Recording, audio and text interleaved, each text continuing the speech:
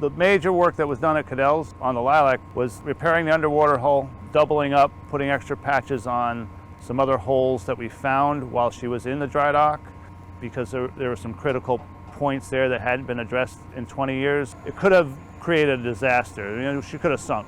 We prepped all the water line and the freeboard of all the rust spots, primed it with epoxy primer, and then coated it with the top coat of shiny black paint.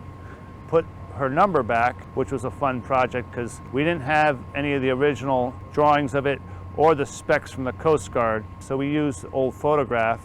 On the photograph, you could see the rivet holes, so you knew exactly where it was. You could count the rivets. Went up there, marked it out, then we painted it. She looks fantastic too. The bright. She had little small numbers.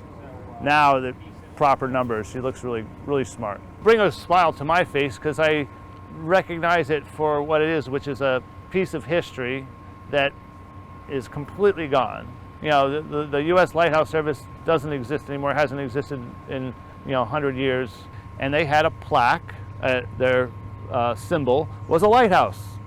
When you have something that you know is connected to that ship from her original period, I think we did it in a very smart way, having replicas on board. We can polish them, we can paint them. We don't have to be as caring for them as the originals, which we now protect as actual artifact as they are.